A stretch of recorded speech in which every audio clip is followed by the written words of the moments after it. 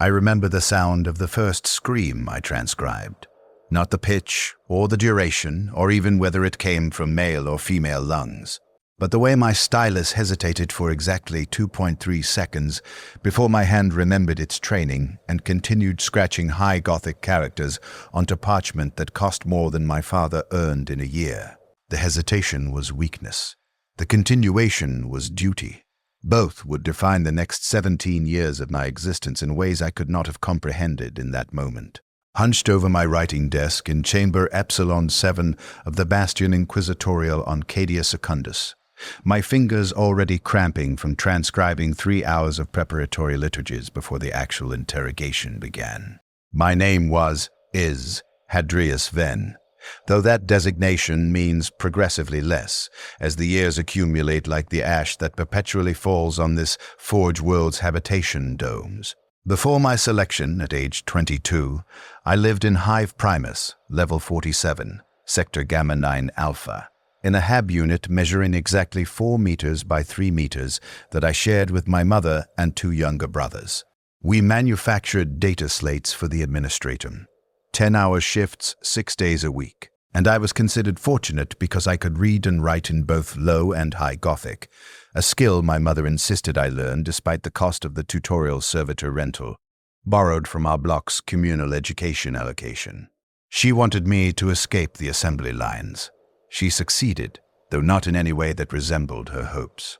The heat in Chamber Epsilon 7 was constant and specific, 38 degrees Celsius, maintained precisely by climate regulators whose machine spirits had been blessed by tech priests to ensure optimal conditions for interrogation, warm enough to make subjects uncomfortable and compliant, cool enough to prevent premature death from heat prostration before information could be extracted. The air tasted of ozone from the electroflagellation equipment, copper from blood that had soaked into the stone floor over decades, despite regular sanctification cleanings, and the acrid chemical sweetness of counterseptic incense that Inquisitor Vane insisted be burned during all proceedings to cleanse the taint of heresy from the very atmosphere we breathe. I sat at my scribe station, a desk of black ironwood carved with aquilers and inscribed with wards against corruption. Positioned exactly 3 meters behind and 2 meters to the left of the interrogation chair, so I maintained clear line of sight while remaining outside the subject's peripheral vision. My tools were simple. 12 goose-feather quills blessed by a cardinal of the ecclesiarchy, inkwells containing 3 colors of pigment, black for statements, red for contradictions, blue for confessions, and sheets of parchment made from the processed skin of penitent flagellants who had volunteered their hides for the Imperium's service. Every word I wrote was sacred. Every word I wrote was damning. Every word I wrote was absolute truth, as determined by the Inquisitor's interpretation of reality. They never told us this would be the nature of the work when the selection servitors arrived at our hab block that morning in the 3rd month of 987. M41. The announcement was simple. Administratum requires scribes with advanced literacy for classified documentation services. Compensation substantial. Service duration indefinite. Refusal constitutes dereliction of civic duty. Report to designated assembly point within 1 hour. My mother cried when I left. She knew, somehow, that I would not return. Though she could not have known the specific nature of my transformation, from her son to the Inquisition's witness, from human being to recording instrument, from Hadrius who dreamed of better things to scribe designate Ven Epsilon 7 who dreams only of silence that never comes. The first subject they brought to my chamber was a man of perhaps 40 standard years, though malnutrition and hive life could have made him either younger or older than he appeared. His designation in my ledger was subject, Hereticus 4729G. His crime, according to the preliminary documentation I received, was possession and dissemination of prohibited texts, specifically materials suggesting democratic governance structures incompatible with imperial doctrine. He maintained, through the first 3 hours of interrogation, that he had simply found an old book in the ruins of the Underhive, and sold it for food ration credits without reading its contents. Inquisitor Vane did not believe him. Inquisitor Vane rarely believed anyone. "Scribe," the Inquisitor said without turning from his examination of the implements arranged on the table beside the interrogation chair, "you will document everything. Every word spoken by the subject, every question I pose, every physical action I perform, every physiological response you observe. You will record times using the chamber chronometer. You will note inconsistencies. You will maintain absolute accuracy regardless of what you witness. Do you understand your function?" "Yes, Inquisitor," I replied, my voice steady despite the trembling in my hands. "I understand and comply." "Excellent. Begin documentation timestamp. 1427 hours, 3rd day of Secundus, month of the Emperor's blessing, year 987. M41. Subject designated 4729. G secured in interrogation chair. Initial observations? I looked at the man properly for the first time.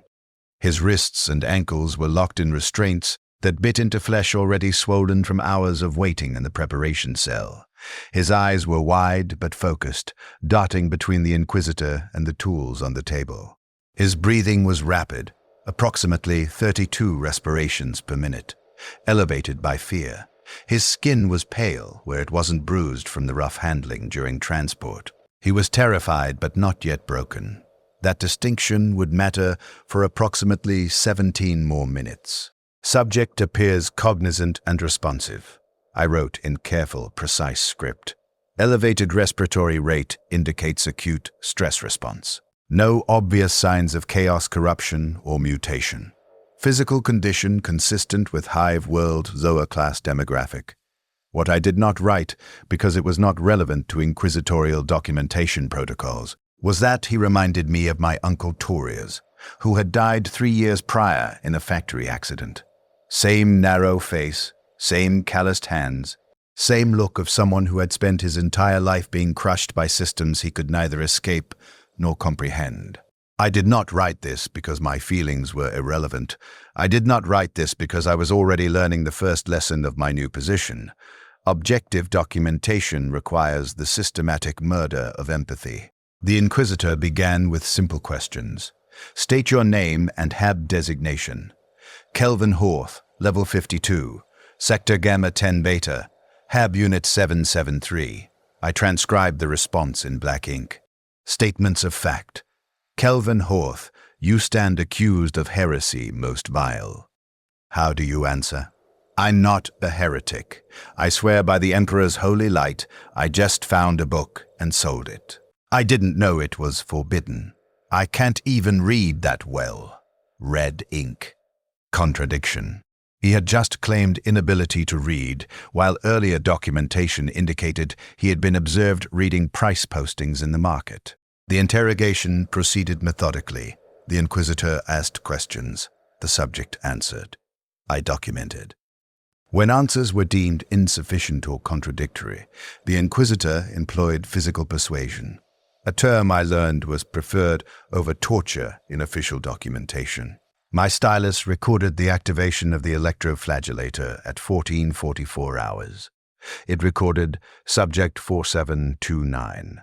G's statement that, "It burns, O Emperor, it burns, please stop, I'll tell you anything, please."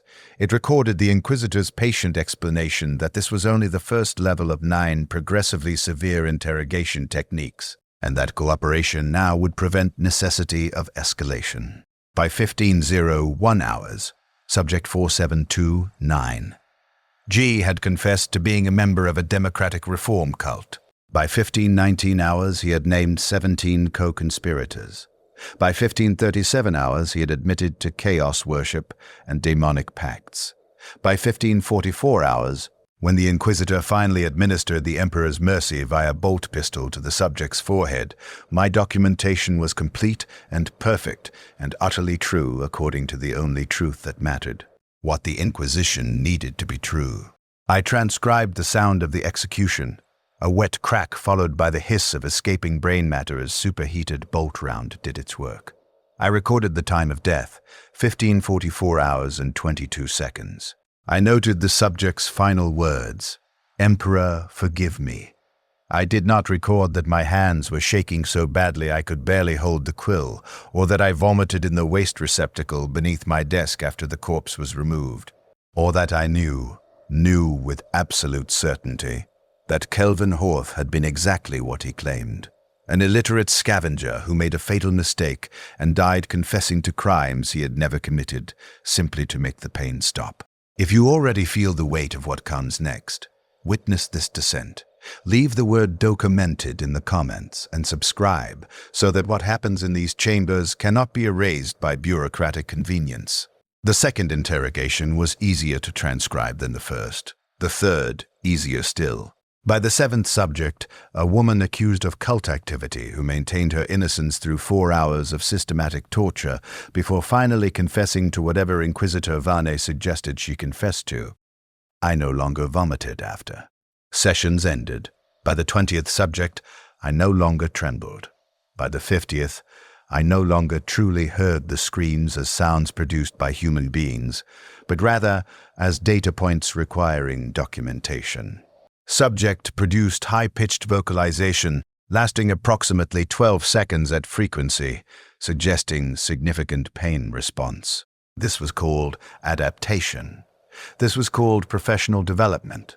This was called necessary emotional detachment for optimal performance of assigned duties. What it actually was, though I lacked the vocabulary to articulate it during those early months, was the systematic vivisection of my humanity, performed not with blades or chemicals, but with repetition and routine, and the terrible realization that nothing I documented would prevent what I knew was happening.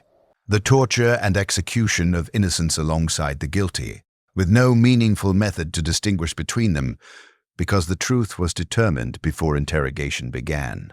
And my function was merely to create official documentation that justified predetermined conclusions. The Bastion Inquisitorial on Cadia Secundus was not a large facility by inquisitorial standards. Merely 43 interrogation chambers, 6 inquisitors of varying orders, approximately 200 support staff including guards, tech priests, Medicae personnel, servitors, and 23 scribes like myself, who documented the endless parade of accused heretics, traitors, mutants, and corrupted citizens that the Inquisition processed with industrial efficiency. We operated in shifts, 12 hours on, 12 hours off, 7 days a week, with mandatory devotional services occupying 4 hours of our off-shift time. I lived in Scribe Barracks 7B, a dormitory containing 8 sleeping alcoves, each measuring 1.5 meters by 2 meters, furnished with a cot, a small locker for personal effects, and a devotional alcove containing a skull shrine to the God Emperor where we were required to complete evening prayers. The other scribes in my barracks cohort were men of similar backgrounds. Darren from an agri-world who had been recruited because he possessed unusual memory retention capabilities. Morvis, who came from a navigator house but was born without the navigator gene, and thus was deemed useless for his family's traditional function. Talvis, who had been an administratum clerk before being transferred to inquisitorial service. Kaya, who never spoke about his past, and whose eyes were always red from crying alone in his alcove at night. Danton, who adapted to the work with disturbing ease and volunteered for additional shifts. Ven, who lasted 6 months before he hung himself with his bedsheet in the lavatorium. Orthos, who replaced Vane and seemed already dead inside in some fundamental way. And Pitra, who was the closest thing I had to a friend, though we never spoke about what we documented. Not ever. Because speaking about it would have made it impossible to continue. My training period lasted 3 weeks. During this time, I was assigned to observe and transcribe alongside senior scribe Malthus, a skeletal man of perhaps 60 standard years who had been documenting interrogations for the Inquisition for 37 years. His hands never trembled, his expression never changed. He could transcribe a subject's confession to murdering and eating his own children, while making notations about verb tenses in the subject's statement, without any visible emotional response.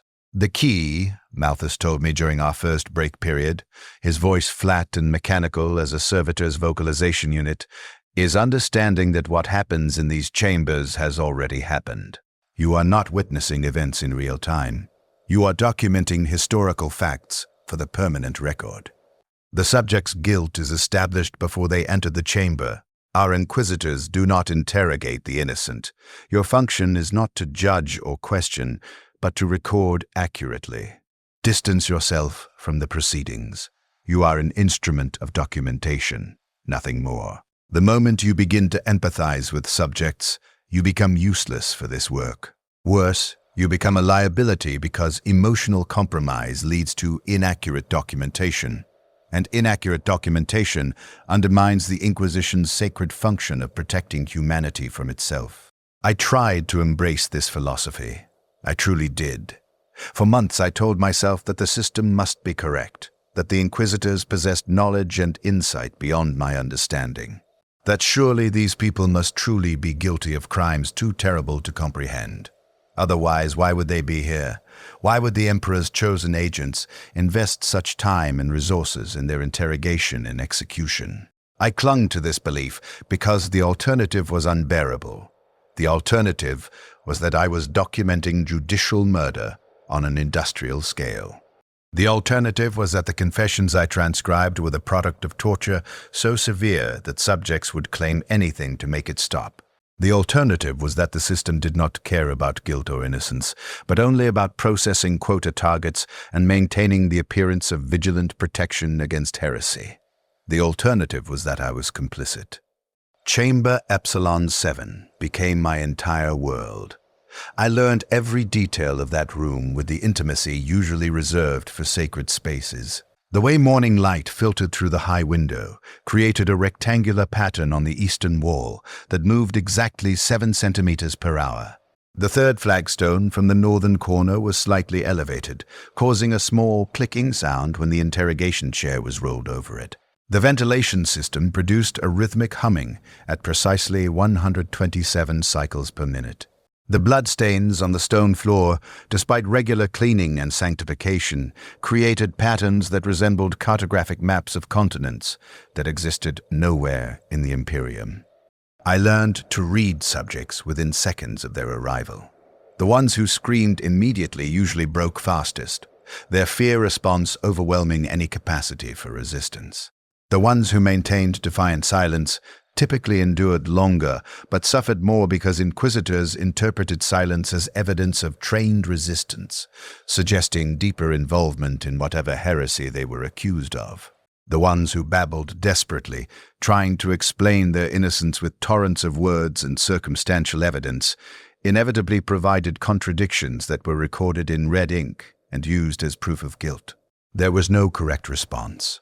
There was no path to vindication. Once you entered Chamber Epsilon 7, your fate was already sealed. The interrogation existed merely to extract confessions, identify co-conspirators, and create documentation justifying your execution. Inquisitor Varney was not particularly cruel by inquisitorial standards. I learned this through conversations with other scribes who served different inquisitors. Varney followed the established protocols precisely, escalating through the 9 levels of interrogation technique in proper sequence, allowing recovery periods between sessions when doctrine required it, administering the Emperor's mercy promptly once subjects had provided all useful information. Some inquisitors, I learned, enjoyed the work in ways that suggested their own corruption. Varney simply performed his function with mechanical efficiency, like a butcher processing livestock. Necessary work, unpleasant perhaps, but fundamentally no different than any other imperial duty requiring the systematic destruction of resources deemed contaminated or compromised. The subjects arrived in cycles. Sometimes we processed 5 or 6 per day for weeks at a time, when the Inquisition was purging some newly discovered heretical cult. Sometimes weeks passed with empty chambers and idle scribes who spent our shift time copying previous documentation for archive redundancy. The purge cycles were worst, not because the volume of work was overwhelming, but because during purges the pretense of individual assessment disappeared entirely. Subjects were processed with assembly line efficiency. Preliminary interrogation lasting approximately 1 hour to extract names of associates. Escalated interrogation lasting 2 to 4 hours to extract confessions and details. Final interrogation lasting 30 to 60 minutes to obtain additional information through maximum severity techniques, then immediate execution. During the Calixian recidivism purge of 989, M41, I documented 147 executions in a period of 8 weeks. Many subjects I never even learnt the names of. They were simply designated by number and accusation. Subject, Hereticus, 5827, 5828. A, accused of association with previous subject. Subject, Hereticus, 5829. A, accused of familial relation to previous subjects. Entire families were processed together sometimes. Children as young as 12 standard years were deemed old enough to be questioned, though inquisitorial protocol required different techniques for juvenile subjects. Psychological manipulation rather than physical torture for those under 16 years. I documented a father confessing to heresy while his 2 sons, ages 13 and 15, were forced to watch from restraint chairs. The inquisitor explaining patiently that their cooperation would determine whether their mother would be arrested and interrogated as well. The father confessed to everything immediately. His sons confessed to everything immediately. I documented their statements in perfect High Gothic with proper verb conjugations and appropriate legal terminology. They were all executed within the same hour, bolt rounds to the skull, bodies loaded onto transport servitors for corpse starch processing. My documentation was filed in Archive Section Hereticus Gamma within 3 hours. The system continued its function uninterrupted. I stopped sleeping properly during my 4th month. I would lie in my alcove during off-shift time, exhausted but unable to achieve unconsciousness because closing my eyes meant seeing the faces of subjects I had witnessed die. Kelvin Horth haunted me particularly, that first subject whose confession I knew was false, whose death I had documented with meticulous accuracy, whose blood had spattered onto the hem of my robe and left a stain I never quite managed to wash away completely. I began attending voluntary prayer services, spending additional hours in the chapel begging the God Emperor for strength, for understanding, for some sign that this work served a greater purpose beyond administrative convenience. The God Emperor, if he existed in any form capable of hearing human prayers, remained silent. Malthus noticed my deterioration during our shift overlap in the 6th month. He approached my scribe station after a particularly difficult session, a young man barely 20 years old, accused of possession of prohibited texts, who had maintained his innocence through all 9 levels of interrogation, dying without ever providing a confession, which meant my documentation had to carefully note his resistance as evidence of trained heretical conditioning rather than actual innocence. "You're thinking too much," Malthus said, his voice devoid of sympathy. "I can see it in how you write. Your script is becoming irregular. Your notation discipline is degrading. You're editorializing in your observations." "I'm simply documenting what I observe," I protested weakly. "No, you're documenting what you feel about what you observe. There's a difference. Look here." He pointed to a passage I had written. Subject maintained innocence despite severe physical trauma, suggesting either remarkable pain tolerance or genuine lack of information. "You're suggesting the subject might actually have been innocent. That's not documentation. That's heretical sympathy. But what if? There is no what if. The subject was guilty because the Inquisitor declared him guilty. Our function is not to determine guilt, but to document the interrogation process that confirms guilt. Do you understand the distinction?" I did understand. That was the problem. As the machine reveals its true nature, if this awakening horror resonates with you, show your witness. Subscribe and leave a comment sharing where in the Imperium you stand today. Some truths demand acknowledgement. The change in my perception happened gradually, then suddenly, like a structure that deteriorates slowly before collapsing all at once. For months, I documented interrogations while maintaining the fiction that I was simply recording events without moral weight.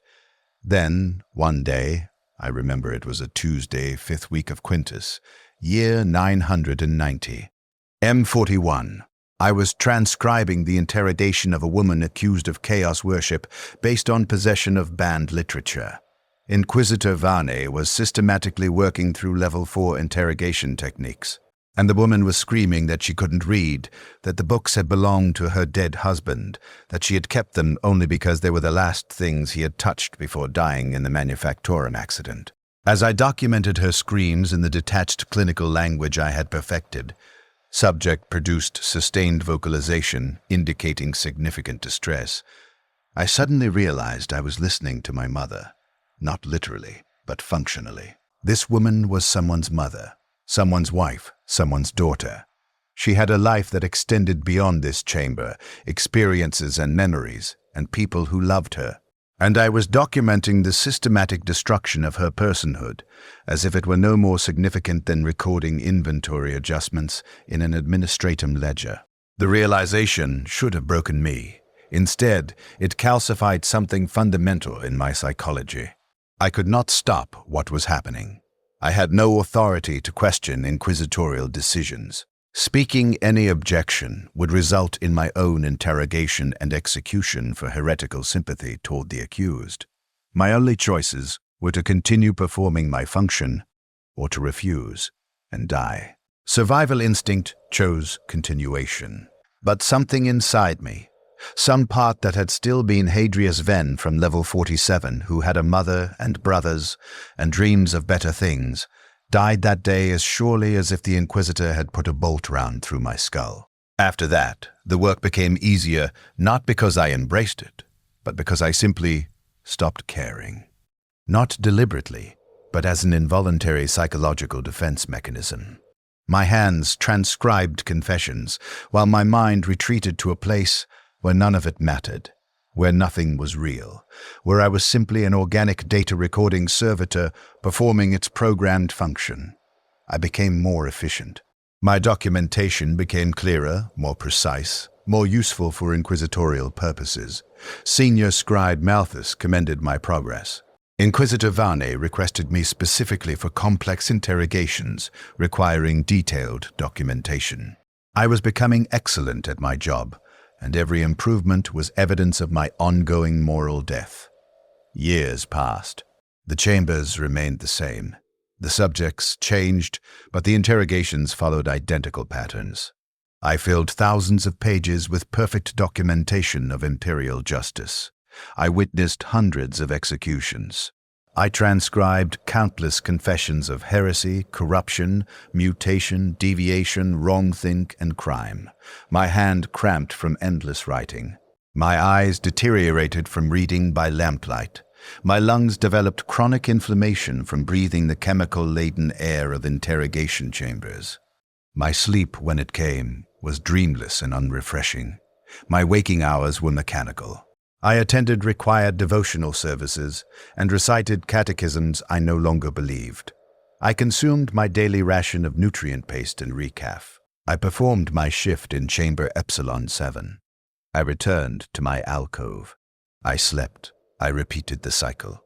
The other scribes cycled through. Some transferred, some died, some simply vanished without explanation. Their names struck from the duty roster without comment. Pitra developed a tremor in his right hand that made documentation impossible and was reassigned to archival work. Danton requested transfer to frontline inquisitorial operations as a militant because he said he would rather die in combat than continue transcribing deaths he could not prevent. His request was denied. Kaya finally stopped crying and became as efficient and dead-eyed as Malthus. New scribes arrived, young men with hope still visible in their faces, and I watched that hope die over weeks and months. Recognized the same progression I had undergone, felt nothing about it because feeling anything about anything had become a luxury I could no longer afford. By my 5th year in Chamber Epsilon 7, I had transcribed the interrogations and executions of 3,217 subjects. I knew this number precisely because documentation protocols required scribes to maintain personal logs of all subjects documented, creating redundancy in case primary records were compromised. 3,217 human beings had died with my perfect documentation justifying their deaths. How many were actually guilty of crimes deserving execution? I would never know. The system did not permit such questions. What I did know, with increasing certainty as pattern recognition emerged from accumulated data, was that the majority of subjects processed through Chamber Epsilon 7 were probably innocent of the specific crimes they confessed to. Interrogation techniques produced confessions regardless of guilt. Torture victims will say anything to make pain stop. Subjects would confess to impossible crimes, chaos worship on worlds they had never visited, participation in organizations that didn't exist, knowledge of heresies they couldn't possibly understand. Inquisitors accepted these confessions as true because confessions validated the initial accusations, and validation justified the resources expended on interrogation and execution.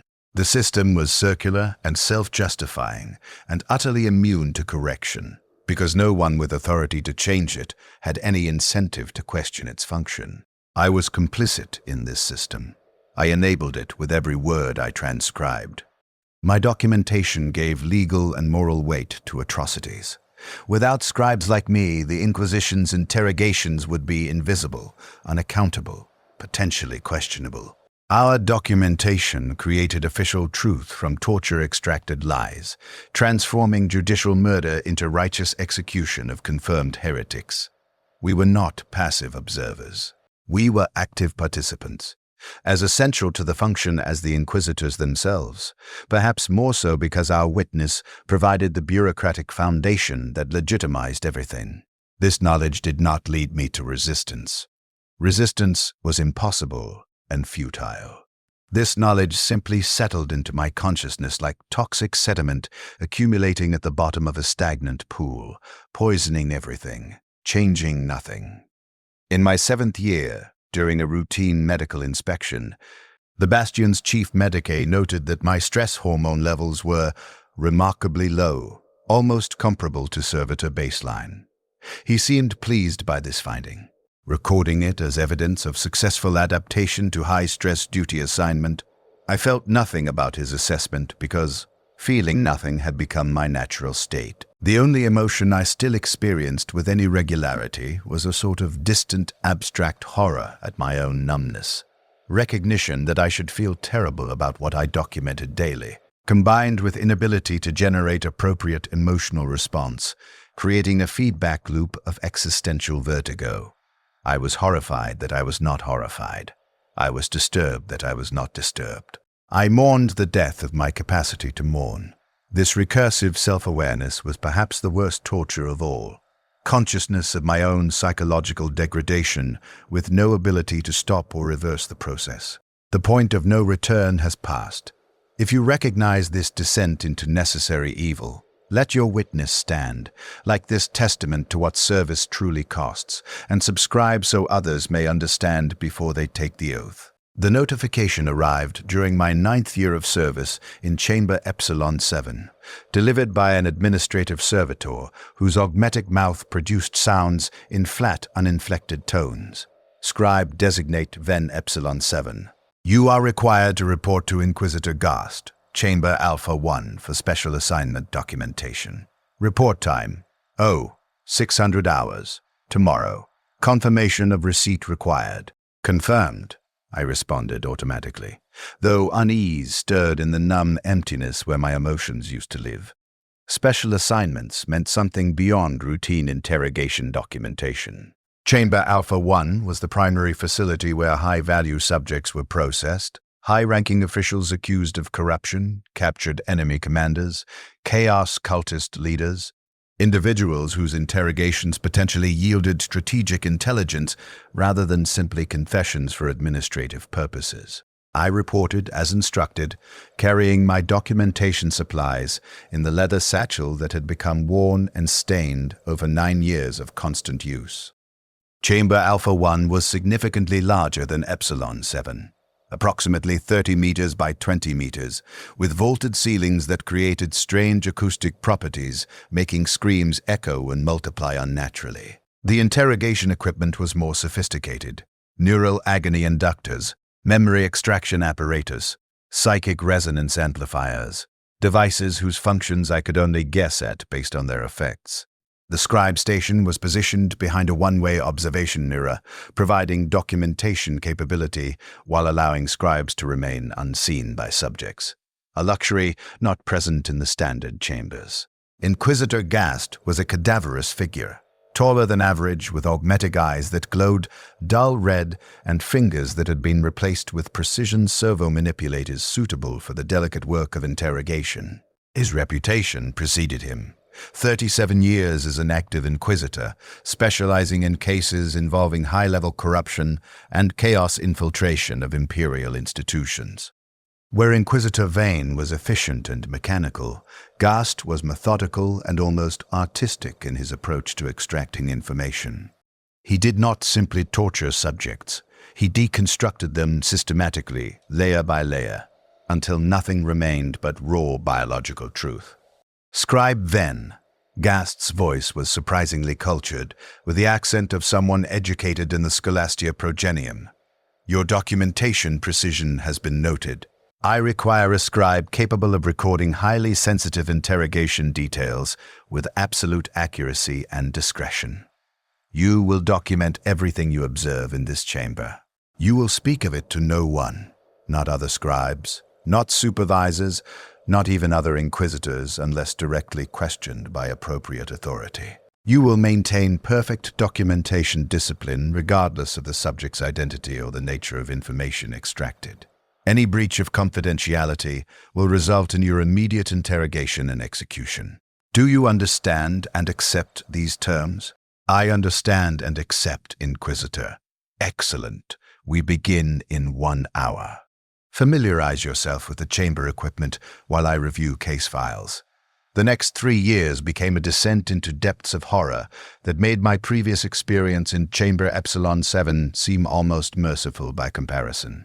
The subjects brought to Chamber Alpha 1 were not random hive workers accused of minor heresies. They were planetary governors who had diverted imperial tithes for personal enrichment. They were administratum officials who had been corrupted by chaos cults. They were military commanders accused of cowardice or treachery. They were ecclesiarchy priests suspected of deviation from approved doctrine. They were, occasionally, other inquisitors under investigation for corruption or heretical practice. These subjects were different from the common citizens I had previously documented. They were educated, often highly intelligent, trained in resistance techniques, and capable of sophisticated deception. Their interrogations took days or weeks rather than hours. The information extracted from them was actually valuable. Not coerced confessions to justify executions, but genuine intelligence about corruption networks, chaos cult operations, Xenos infiltration, and threats to imperial security. For the first time since beginning my service, I was documenting interrogations that served legitimate security purposes rather than simply producing bureaucratic justification for executions predetermined by accusation. This should have made the work more bearable. Instead, it made everything worse, because it proved that the Inquisition was capable of genuine investigation and legitimate justice when subjects were important enough to warrant such efforts. The thousands of common citizens processed through chambers like Epsilon 7 received no such careful consideration. They were simply eliminated efficiently based on minimal evidence because individual low-value citizens did not merit the resource investment required for actual investigation. The system was not indiscriminately terrible. It was deliberately tiered, providing justice for the important and summary execution for the expendable. This calculated inequality was somehow more disturbing than uniform brutality would have been. I documented the interrogation of Planetary Governor Hercus Vane over a period of 6 weeks. Lord Governor Vane had ruled the agri-world Grethian Prime for 23 years and was accused of embezzling tithe materials, accepting bribes from merchant combines, and potentially collaborating with genestealer occult infiltrators. He was a sophisticated man, educated in the finest Imperium institutions, trained in rhetoric and negotiation, and initially quite composed despite his circumstances. Inquisitor Gast dismantled him with surgical precision. The first week involved no physical torture, only endless questioning designed to map the subject's psychology and identify weaknesses. The second week introduced mild physical discomfort, environmental temperature manipulation, sleep deprivation, uncomfortable positioning, while questions became more pointed and specific. The third week escalated to actual torture, but administered strategically to maximize psychological impact rather than simply inflicting maximum pain. By the fourth week, Lord Governor Vane was begging to confess before interrogation sessions even began. By the fifth week, he had provided detailed documentation of his entire corruption network, implicating dozens of other officials, merchants, and administrators. By the sixth week, he was a broken shell who could barely speak coherently, his sophisticated education and rhetorical training completely destroyed by systematic psychological demolition. My documentation of his interrogation filled 247 pages. Every detail was recorded, every question posed, every answer given, every technique employed, every psychological or physical response observed. The information extracted led to the arrest and interrogation of 63 additional subjects, triggering a purge that ultimately replaced the entire administrative structure of Grethian Prime. From a strategic perspective, it was a successful investigation that had eliminated genuine corruption and prevented potential chaos cult infiltration. From a human perspective, it was the total destruction of a man's psyche, personality, and identity in service to information extraction. I documented Lord Governor Vane's execution personally. After providing all useful information, he was deemed too damaged psychologically to ever resume useful imperial service. Inquisitor Gast administered the Emperor's mercy personally, a bolt round to the skull, and I recorded the precise time of death, 14:37 hours and 12 seconds. The corpse was processed for corpse starch production. My documentation was sealed and archived. The system continued its function. The interrogation that fundamentally changed my understanding of my own position in the imperial structure occurred in my 10th year. The subject was an administrative official named Jarek Hallan, accused of discovering and concealing evidence of inquisitorial corruption within the Cadia Secundus Bastion itself. He was brought to Chamber Alpha 1 in the third month of 998, M41, and I was assigned as documenting scribe. What made this interrogation different was that Jarek Hallan's accusations were specific, detailed, and supported by documentation he had compiled before his arrest. He claimed that certain inquisitors were manufacturing heresy accusations against innocent citizens to meet processing quotas, that interrogation confession rates were artificially inflated through torture-extracted false admissions, that the entire system was fundamentally corrupt and served primarily to demonstrate inquisitorial activity rather than to actually protect the Imperium from genuine threats.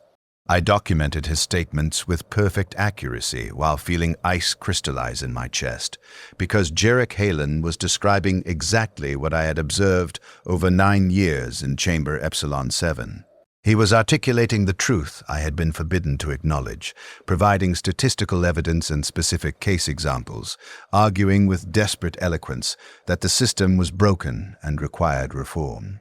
He was saying everything I had thought but never dared speak. Inquisitor Gast listened patiently to all of Hallan's accusations. Then began the interrogation proper. Over 3 weeks, Gast systematically demolished Hallan's evidence, not by disproving it, but by demonstrating that it was irrelevant. Yes, some inquisitors manufactured accusations. Yes, confession rates were artificially inflated through torture. Yes, many executed subjects were probably innocent of specific charges. None of this mattered, Gast explained with terrible patience, because the Inquisition's function was not justice, but control. The Imperium contained billions of humans, most living in conditions of desperation and misery that made heresy and corruption inevitable. Perfect justice was impossible at such scale. Instead, the Inquisition created the appearance of constant vigilance and ruthless punishment, maintaining control through fear of arbitrary persecution. Individual innocence or guilt was statistically irrelevant. What mattered was the systematic demonstration of imperial power and the implicit threat that anyone, regardless of actual behavior, could be designated heretic and destroyed. "You think you've discovered corruption," Gast told Hallen during one session I documented. "You've simply discovered how the system actually functions. The Imperium does not survive through justice. It survives through systematic application of controlled terror. We are not here to protect citizens. We are here to protect the Imperium from citizens. Because humans are inherently corruptible, and constant threat of summary execution is the only mechanism that maintains sufficient fear to prevent total chaos. You wanted reform. There is no reform possible, because the system is not broken. It is functioning exactly as designed. You simply disapprove of the design." Jarek Hallen was executed after providing a full confession to heretical conspiracy against the Inquisition, naming 17 co-conspirators who were subsequently arrested and interrogated. I documented everything. My hands did not tremble. My script remained perfect. Internally, I was screaming, but externally I performed my function flawlessly because that was all I knew how to do anymore. The co-conspirators Hallen had named were interrogated over the following months.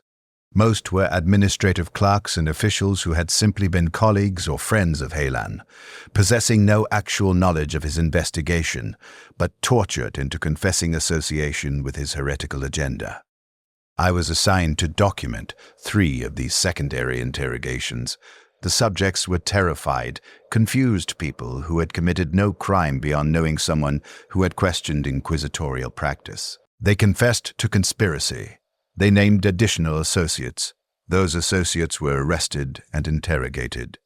The purge expanded organically, each subject providing names that generated more arrests, until 47 people had been processed through interrogation and execution based on one man's attempt to document inquisitorial corruption. I documented all of it, every interrogation, every confession, every execution. My documentation was perfect, useful, and utterly damning for every subject whose words I transcribed. During this period, I began experiencing psychological symptoms that the Bastion Medicae characterized as duty-related stress responses requiring monitoring but not rising to level of requiring relief from assignment. I developed insomnia so severe that I would remain awake for days at a time, exhausted but unable to achieve unconsciousness. My hands developed a tremor that required conscious effort to control during documentation. I lost significant weight because food began tasting like ash, and I could barely force myself to consume daily rations. I experienced intrusive thoughts, repetitive imaginings of my own interrogation, speculation about what I would confess to if subjected to the same techniques I documented daily. The intrusive thoughts were not irrational paranoia. They were based on a terrible realization that had been growing in my consciousness. I possessed dangerous knowledge. I had documented interrogations of high-ranking officials. I had recorded sensitive intelligence about corruption networks, chaos cult operations, and Xeno's infiltration. I had transcribed Inquisitor Gast's explicit explanation of the Inquisition's actual function versus its purported mission. I had been exposed to classified information at a level far exceeding what a mere scribe should possess. This knowledge made me a security liability. The Imperium does not tolerate security liabilities. I tried to dismiss these thoughts as paranoia born from excessive stress. I told myself that my documentation function was essential and protected me from suspicion. I reminded myself that I had performed my duties perfectly for 10 years without any indication of disloyalty or unreliability. But the thoughts persisted, growing stronger, because deep in my psychological foundation, I understood something fundamental. Everyone I had documented being interrogated and executed had believed themselves safe until the moment they were arrested. Innocence was not protection. Loyal service was not protection. The system did not protect anyone. It consumed everyone eventually. And the only variable was timing. In my 11th year, my fears materialized in the most banal possible manner. An administrative error. I was assigned to document an interrogation in Chamber Alpha 1, subject designation unspecified in my assignment orders. I reported at the designated time, prepared my documentation materials, and waited behind the observation mirror for the session to begin. When the subject was brought in, I recognized him immediately. Senior Scribe Malthus, my original training supervisor, the skeletal man who had taught me documentation protocols and emotional detachment 11 years ago. Malthus was restrained in the interrogation chair, his expression maintaining its characteristic flat neutrality even in these circumstances. Inquisitor Gast reviewed documentation on his data slate before addressing the subject. Scribe designate Malthus Gamma 4. You are accused of unauthorized retention of classified documentation, specifically interrogation records removed from official archives in violation of security protocols. How do you answer? The accusation is inaccurate, Inquisitor. I removed no documentation from archives. I possess no classified materials beyond those authorized for my function. You maintain documentation logs of all subjects you have transcribed over 37 years of service. Personal logs are required by documentation protocols for redundancy purposes. Personal logs are to be submitted to archives monthly. Your last submission was 11 months ago. Where are your current logs? Malthus hesitated for exactly 2 seconds, long enough for me to recognize he was trapped, short enough to seem like normal processing time rather than calculation. In my quarters, Inquisitor. I fell behind on administrative requirements due to heavy assignment load. Your quarters were searched following preliminary investigation. No logs were found. Where are the logs, Scribe Malthus? The interrogation proceeded through familiar patterns I had documented countless times. Malthus maintained that he had simply misplaced the logs, that they must be somewhere in his workspace, that this was an administrative oversight, not a security violation. Gast methodically demolished these defenses, presenting evidence that Malthus had been systematically concealing documentation about specific high-profile interrogations, suggesting he might be compiling information for someone outside the Inquisition, a Xenos intelligence service, or Chaos cult infiltrator, or corrupt official seeking leverage. I documented everything, my hands moving automatically across parchment while my mind reeled with recognition of the pattern. Malthus was being processed exactly like every other subject, accused of crimes that might or might not be real, interrogated with techniques designed to produce confession regardless of actual guilt. His words documented as absolute truth. Once torture made him willing to claim anything to make the pain stop. By the second day of interrogation, Malthus had confessed to being the Genestealer cult infiltrator who had been passing inquisitorial intelligence to Xenos handlers for 20 years. By the third day, he had named 14 other scribes as co-conspirators. By the fourth day, he was executed via bolt round to the skull. And I documented his death with perfect precision, while understanding with terrible clarity that his confession was almost certainly false. Extracted through torture from a man whose actual crime was probably nothing more than being sloppy about administrative requirements, or possibly trying to maintain private records of interrogations that troubled him. 4 of the co-conspirators Malthus had named were scribes from my own barracks. They were arrested within hours of his confession. I did not see them again. New scribes appeared in their alcoves within a week, young men who did not ask questions about their predecessors. I expected my own arrest hourly. I possessed the same type of knowledge Malthus had possessed. Detailed documentation of sensitive interrogations, exposure to classified intelligence, awareness of systematic problems in inquisitorial practice. If Malthus was eliminated for security reasons disguised as heresy charges, I would likely face the same fate. I prepared myself psychologically for arrest, for interrogation, for the inevitable torture and execution that would follow. I imagined what I would confess to, what false conspiracies I would claim, what innocent colleagues I would name to make the pain stop, what lies I would tell that would be documented as absolute truth and used to justify further arrests and executions. The arrest did not come. Days passed, then weeks, then months. I continued my assigned duties, documenting interrogations in Chamber Alpha 1, performing my function flawlessly while waiting for the moment guards would arrive to take me away. The psychological stress became unbearable. I could not eat without nausea. I could not sleep without nightmares. I could barely maintain documentation discipline because my hands trembled constantly, and my concentration fragmented into paranoid speculation about surveillance and imminent arrest. The Bastion Medicae prescribed stimulants to improve my performance and sedatives to enable sleep. The chemicals helped temporarily, but created dependency that made everything worse when their effects wore off. I existed in a state of chemical-sustained functionality, performing my duties during on-shift while barely maintaining coherence during off-shift. Certain that I was living on borrowed time that would expire without warning, when the Inquisition decided my usefulness no longer justified the security risk of my continued existence. The cycle has repeated for 10,000 years, consuming everyone who serves it. If you believe this truth demands recognition, let your engagement stand as testimony. Subscribe and comment, eternal, so this knowledge survives beyond those who disappear into the chambers. In my 12th year, the assignment notification finally came. Report to Chamber Alpha 1 for special documentation assignment. Subject designation. Documenting Scribe Ven Epsilon 7. Support Scribe DADT. Security classification, maximum.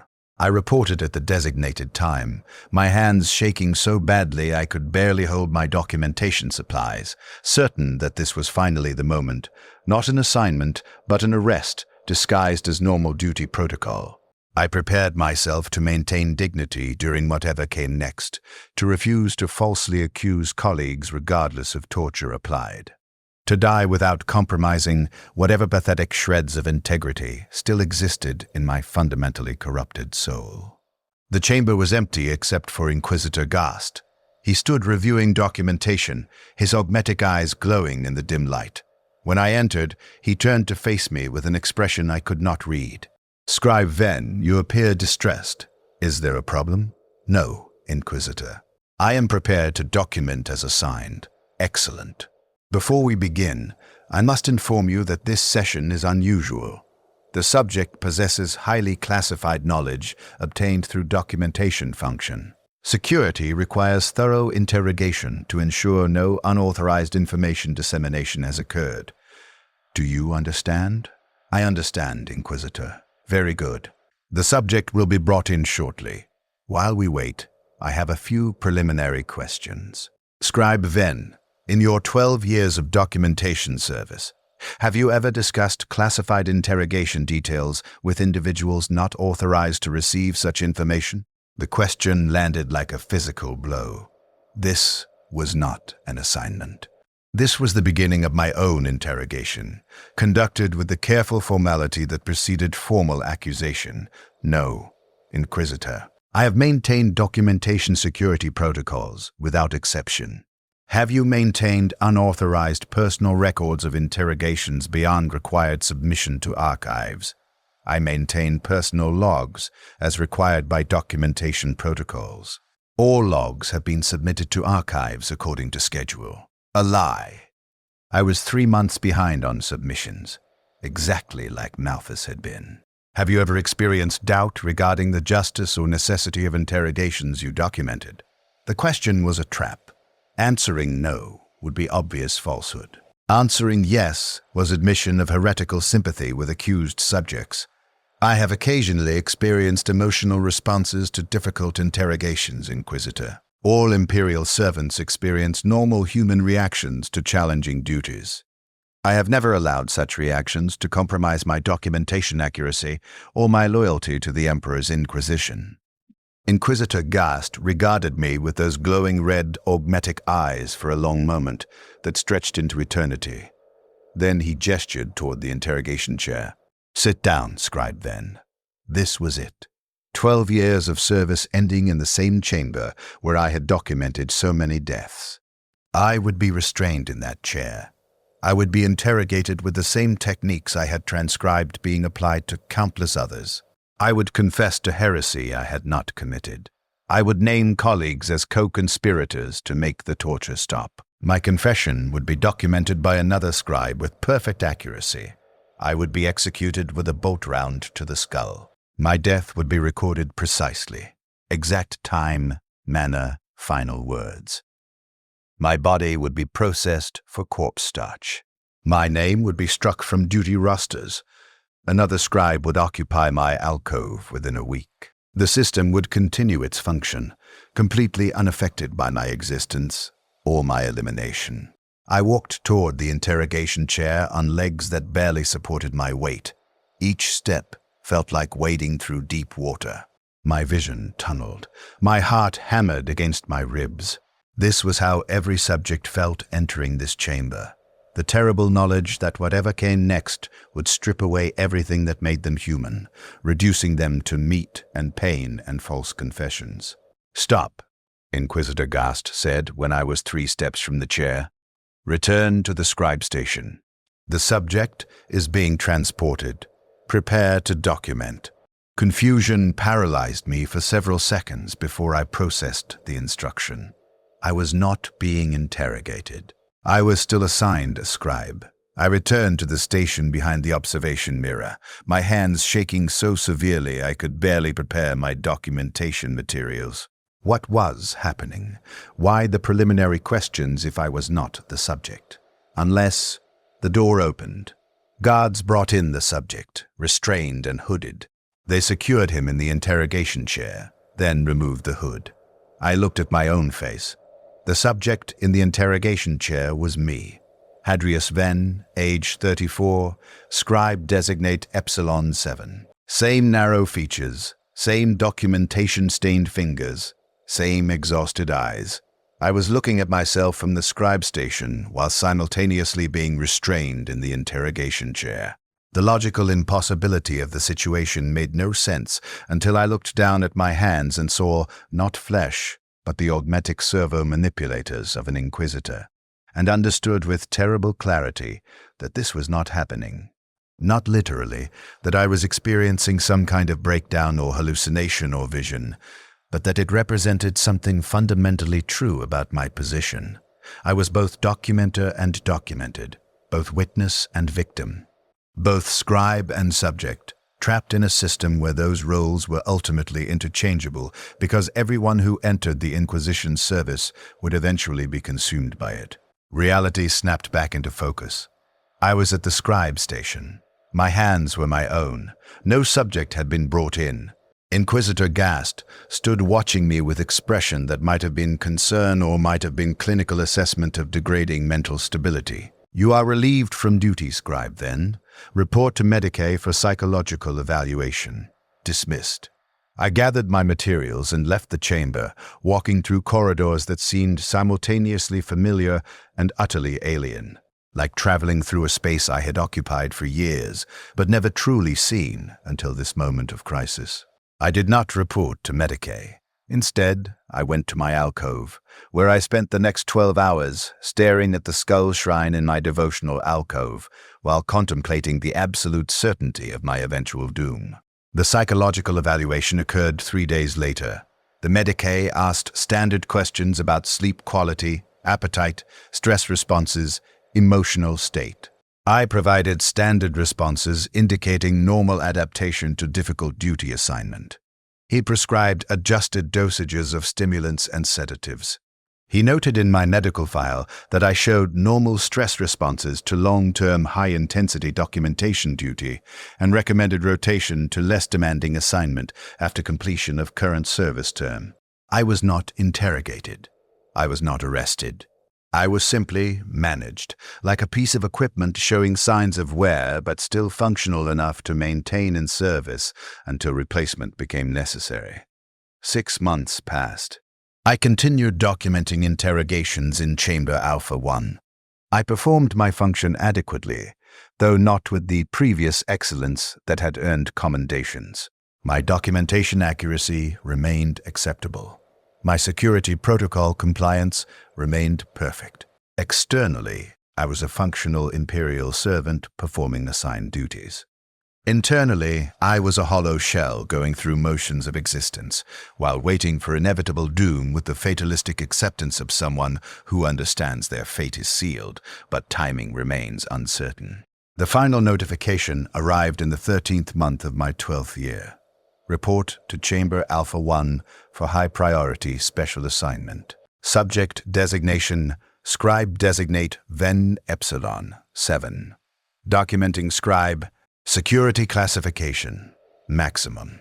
I am the subject this time. The assignment is my own interrogation.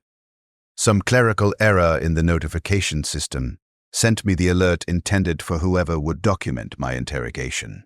Or perhaps this is deliberate, a psychological technique to increase stress before formal interrogation begins. It does not matter. What matters is that the moment I knew was inevitable has finally arrived. I know how this ends. I have documented it hundreds of times. I report to Chamber Alpha 1 at the designated time, carrying no documentation materials because I will not be documenting this session. I will be the subject.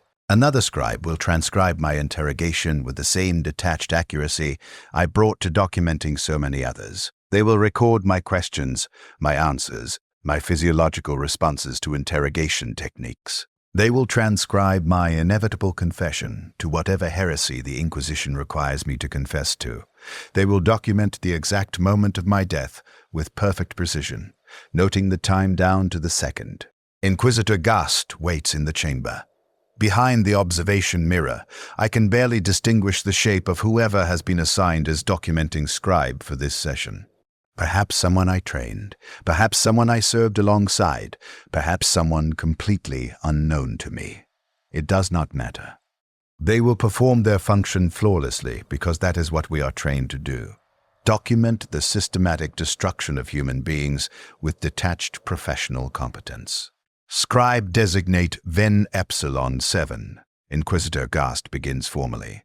You stand accused of unauthorized retention of classified information, potential security compromise through inadequate protocol compliance, and possible heretical sympathy toward accused subjects based on psychological evaluation indicators.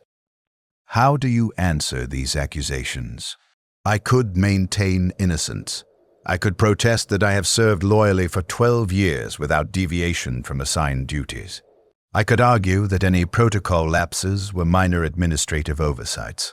I could deny any heretical sympathy and claim perfect loyalty to the Emperor's Inquisition. None of this would matter. The interrogation would proceed regardless of my initial response. The techniques I documented being applied to hundreds of subjects would be applied to me with identical systematic efficiency. I would resist as long as possible, then break as everyone breaks, and confess to whatever the Inquisitor required me to confess to. My confession would be documented as absolute truth. I would name colleagues as co-conspirators, because the torture would make me willing to say anything to make it stop.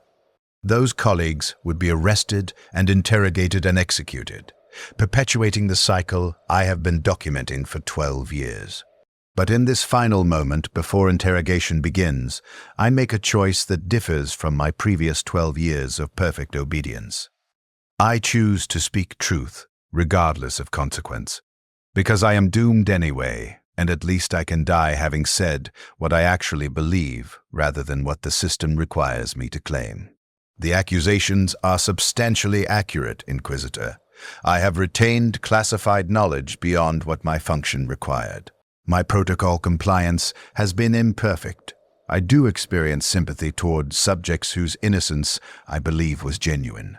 I confess to all of this freely because torture will extract the same confession eventually, and I prefer to die having spoken truth voluntarily rather than lies under duress. Inquisitor Gast's expression does not change. Perhaps he expected this response. Perhaps he has heard similar statements from other subjects who reached the point where resistance became meaningless. He gestures for guards to secure me in the interrogation chair, and I do not resist as restraints lock around my wrists and ankles. Your confession is noted and will be properly documented, Gast says. However, confession alone is insufficient. You possess classified knowledge obtained through your documentation function. Security requires thorough extraction of all information you have retained. Verification that you have not disseminated this information to unauthorized individuals, and identification of anyone else who may constitute similar security risk. The interrogation will proceed through standard protocols until I'm satisfied of complete information extraction. Do you understand? I understand perfectly. My voluntary confession changes nothing. The system requires systematic interrogation regardless of cooperation. My doom was sealed the moment I entered this chamber, exactly as I documented happening to so many others. As this nightmare reaches its conclusion, if any part of this moved you, if you recognize the terrible cost of service, let your engagement be the one thing denied to everyone in these chambers: acknowledgement that their suffering mattered. Subscribe and share this testimony. The interrogation begins with simple questions about my service history, documentation assignments, exposure to classified information. I answer truthfully, providing details about every interrogation I documented, every piece of sensitive intelligence I transcribed, every security classification I encountered. Inquisitor Gast listens patiently, occasionally asking clarifying questions, while behind the observation mirror the documenting scribe transcribes everything in perfect High Gothic script. The questions become more pointed. Have I discussed classified information with anyone? Have I maintained unauthorized documentation? Have I ever questioned the justice of inquisitorial proceedings? I continue answering truthfully, admitting to minor protocol violations, acknowledging psychological doubts about certain interrogations, confessing to the heretical thoughts I experienced but never acted upon. My honesty is not mercy, but strategy. By providing information voluntarily, I might minimize the duration and severity of physical interrogation techniques.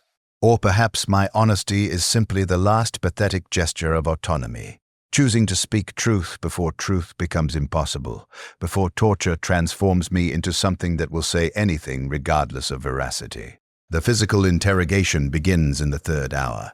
Inquisitor Gast follows standard protocols precisely, starting with Level 1 techniques: environmental discomfort, stress positioning, sleep deprivation simulation. I endure these with relative composure because I documented their application hundreds of times and understand their purpose and limitations. They are designed to create psychological stress without causing permanent physical damage. By the 4th hour, we progress to Level 3 techniques.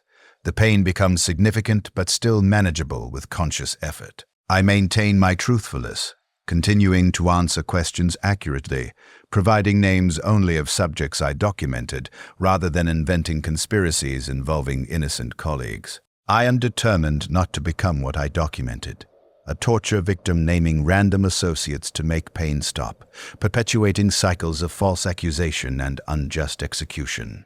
By the 6th hour, my determination begins eroding. Level 5 interrogation techniques produce pain beyond anything I imagined possible. My body screams for relief that only compliance can provide. My mind fractures under sustained agony. I hear myself beginning to fabricate, to suggest possible conspiracies, to hint at information I might possess if only the pain would stop long enough to remember clearly. Inquisitor Gast recognizes these signs immediately. The transition from genuine cooperation to torture-induced false confession. He stops the interrogation, allows me recovery time, then resumes questioning with almost gentle patience. Scribe Ven, you are compromising your credibility by inventing information. I require truth, not fabrication. Confine your responses to verified facts. Do not speculate. Do not invent. Accuracy is essential. Do you understand? The irony is so profound, it produces something like laughter in my pain-shattered consciousness. I am being tortured to extract truth by an inquisitor who has spent his entire career extracting false confessions through identical techniques. The system that created thousands of fabricated heresy confessions suddenly demands accuracy when interrogating someone who possesses actual classified knowledge. I understand, Inquisitor. I whisper through broken teeth and blood-filled mouth. I will maintain accuracy. The interrogation continues for 3 days. The progression follows the exact pattern I documented so many times. Subject provides genuine information until pain tolerance is exceeded, begins fabricating to achieve relief, is corrected and forced back to accuracy, gradually breaks under sustained torture, ultimately provides whatever combination of truth and fiction necessary to make interrogation end. By the end of the 3rd day, I have confessed to multiple security violations, admitted to heretical doubts about inquisitorial practice, named several deceased scribes as co-conspirators in a fabricated conspiracy that exists only in my torture-broken imagination, and provided detailed false information about non-existent plots against the Inquisition. My confession is a mixture of genuine admission and torture-extracted fiction, exactly like the confessions I documented from hundreds of subjects. Inquisitor Gast reviews my confession documentation with his characteristic thoroughness, then makes his determination. Scribe designate Ven Epsilon 7. Your interrogation is complete. You have been found guilty of security violations and heretical sympathy toward enemies of the Imperium. Your service is terminated. The Emperor's mercy will be administered immediately. Do you have final words for the record? Final words. A formality I documented hundreds of times. Most subjects simply begged for mercy or proclaimed innocence. Some recited prayers to the God Emperor. A few maintained defiant silence. I consider what I want my final documented statement to be, what truth I want transcribed into permanent record, before my execution. For the record, I say clearly, despite pain and exhaustion, I served the Inquisition loyally for 12 years and 3 months. I documented 3,792 interrogations and executions. I maintained perfect documentation accuracy throughout my service. I believe the majority of subjects I documented were innocent of the specific crimes they confessed to under torture. I believe the system I served was fundamentally corrupt, sacrificing justice for administrative efficiency. I believe my execution is unjust but inevitable. I believe the Inquisition protects the Imperium not through justice, but through systematic terror that creates obedience through fear of arbitrary persecution. I believe the Emperor, if he exists in any form capable of moral judgment, does not protect and has never protected anyone. I die as I lived, documenting truth the Imperium does not want acknowledged. May my death serve some purpose beyond perpetuating the cycle of fear that sustains this corrupt system. Inquisitor Gast's expression does not change during my statement. He has heard similar final confessions from other subjects and remains unmoved by moral condemnation from the condemned. He gestures to guards who position my head appropriately for execution. He draws his bolt pistol, aims carefully at the base of my skull where the medulla oblongata meets the spinal cord, the optimal target for instantaneous death, and squeezes the trigger. I hear the bolt round discharge. I feel the impact. Then nothing. Except there is something. Not life, not consciousness as I understood it, but awareness. I exist now as something other than human, something less than human, something that was human but has been transformed through death into a different category of existence. I am data. I am documentation. I am the recorded confession that justifies my own execution. I am 3,790, 2 documented interrogations. I am 12 years and 3 months of perfect transcription. I am every word I wrote, every death I recorded, every scream I reduced to clinical notation. The documenting scribe who transcribed my interrogation completes his final entry, subject Ven Epsilon 7, executed via bolt round to cranium. Time of death, 17:23 hours and 47 seconds. Body transported for corpse starch processing, documentation complete. He signs his name at the bottom of the final page, adds the appropriate seals and classifications, and submits the documentation to archives where it will be filed alongside all the other interrogation records. 3,793 documented deaths, including my own, all preserved in perfect High Gothic script for eternity or until the archive is destroyed. whichever comes first. I want to warn the scribe who documented my death that he is next, that everyone who enters this system will eventually be consumed by it, that his perfect documentation is simply training for the moment when someone else will document his interrogation and execution with identical precision. But I have no voice. I am dead.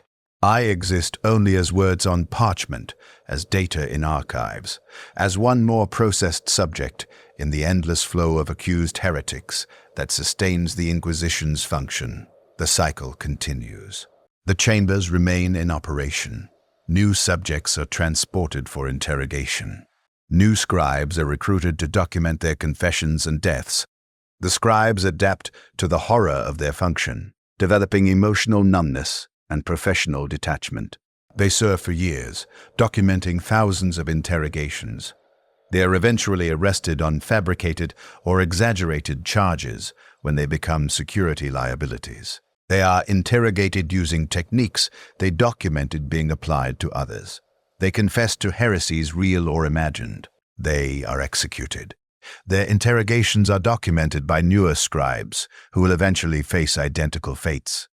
The pattern repeats forever, or until the Imperium collapses, whichever comes first. This is what it means to be a scribe who records interrogations for the Inquisition in Warhammer 40,000. You begin with hope that you are serving justice. You gradually discover you are documenting systematic judicial murder. You lose your humanity through accumulation of witnessed horrors. You become an instrument of documentation rather than a human being with moral agency. You continue serving because the alternative is death. You eventually die anyway when the system decides your knowledge makes you a liability. Your death is documented with the same precision you brought to documenting others. The cycle perpetuates endlessly. There is no escape. There is no redemption.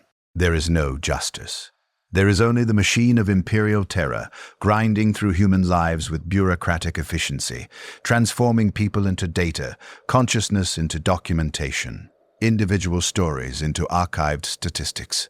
The Emperor protects, they say, but from within the chambers where interrogations occur and confessions are extracted and executions are administered and scribes transcribe everything with perfect accuracy, protection is revealed as the lie it always was.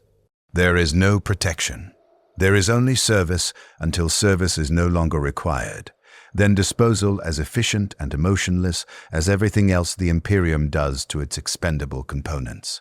I existed as Hadrius Ven for 34 years, served as Scribe Designate Ven Epsilon 7 for 12 years and 3 months, and died as Subject Hereticus 7829 S after 3 days of interrogation.